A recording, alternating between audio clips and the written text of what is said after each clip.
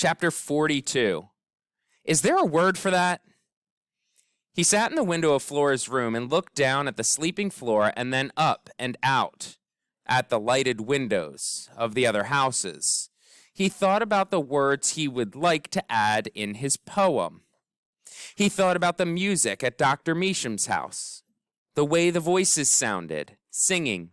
He thought about the look on Mr. Claus's face when he went sailing backward down the hallway. Was there a word for that?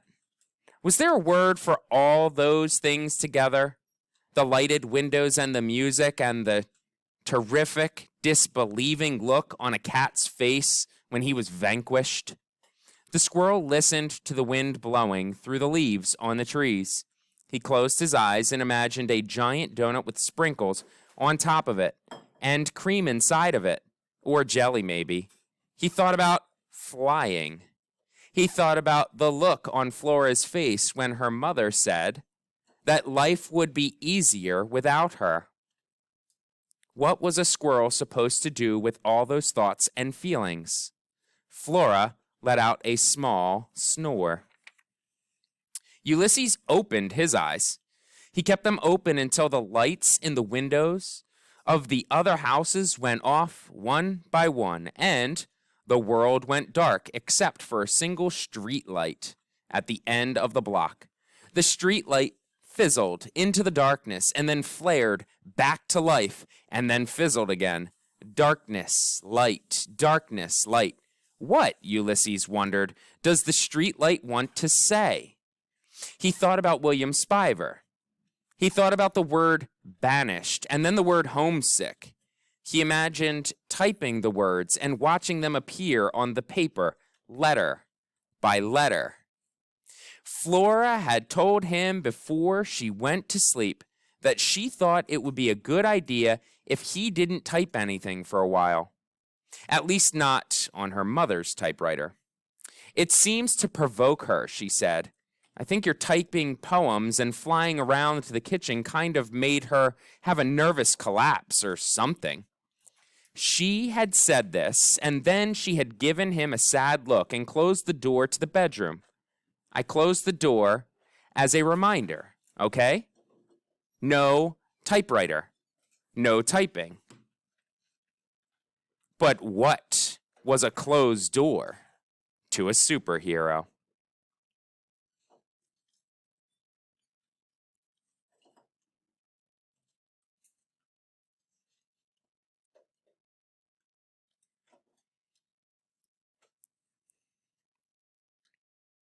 You stupid little shepherdess.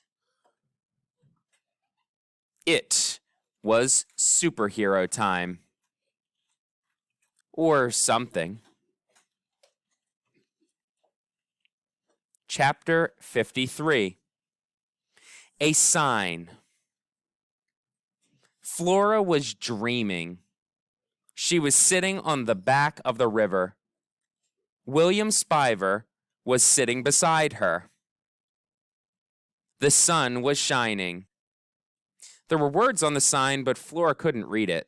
What does the sign say? Flora asked. What sign? Said William Spiver. I'm temporarily blind. It was comforting to have William Spiver act just as annoying in a dream as he would in real life. Flora relaxed. She stared at the river. She had never seen anything so bright.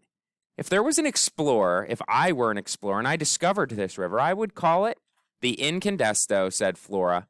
Think of the universe as an accordion, said William Spiver.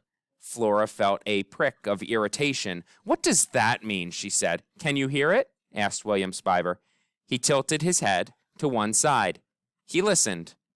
Flora listened, too. It sounded as if someone a long way off were playing a toy piano. Isn't it beautiful? Said William Spiver.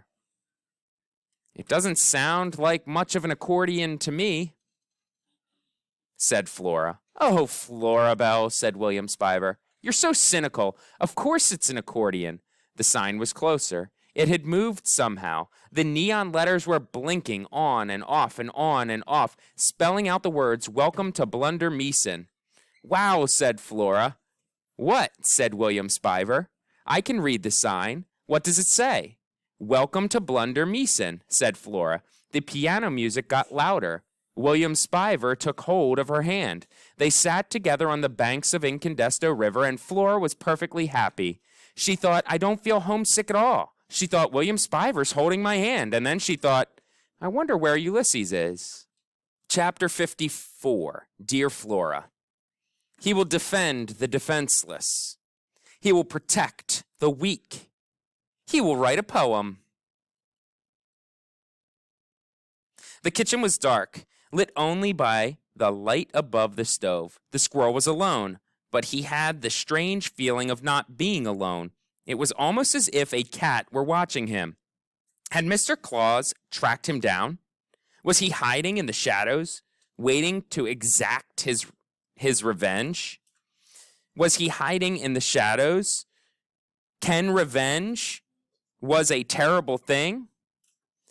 He had that strange feeling of not being alone. It was almost as if the cat was watching him. Had Mr. Claus tracked him down? Was he hiding in the shadows, waiting to extract his revenge? Cat revenge was a terrible thing. Cats never forget an insult, never. And to be thrown down a hallway, backward, by a squirrel was a terrible insult. Ulysses himself was very still. He put his nose up in the air and sniffed, but he didn't smell cat. He smelled smoke. Flora's mother stepped out of the shadows and into the muted light of the kitchen. So, she said, I see you helped yourself to my typewriter again and put your little squirrel paws all over it. She took another step forward. She put the cigarette in her mouth and reached out with both hands and yanked the paper from the typewriter. The rollers screamed in protest. Flora's mother crumpled the poem without looking at it, without reading one word of it, and dropped the paper to the floor. So, she said. She exhaled a ring of smoke, and the circle floated in the dim light and the kitchen, a beautiful, mysterious O. As he considered the cigarette smoke suspended in the air above him, Ulysses felt a wave of joy and sorrow, both things at once. He loved the world. He loved all of it. Smoke rings and lonely squids and giant donuts and Florabelle Buckman's round head and all the wonderful thoughts inside of it. He loved William Spiver and his expanding universe. He loved Mr. George Buckman and his hat and the way he looked when he laughed. He loved Dr. Measham and her watery eyes and her jelly sandwiches. He loved Tootie, who had called him a poet. He loved the stupid little shepherd dress. He even loved Mr. Claus. He loved the world. He didn't want to leave. Flora's mother reached past him and picked up a blank piece of paper and rolled it into the typewriter. You want to type? She said. He nodded.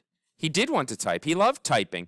Okay, let's type. You're going to type what I say, but that went against the whole point of typing what someone else said. Dear Flora, said Flora's mother. Ulysses shook his head. Dear Flora, said Flora's mother again in a louder, more intense, insistent voice. Ulysses looked up at her. Smoke exited her nostrils in two thin streams. Do it, she said. Slowly, the squirrel typed the words. Dear Flora. And then, stunned into dumb willingness, he typed every terrible, untrue word that came out of Phyllis's Buckman's mouth. The squirrel took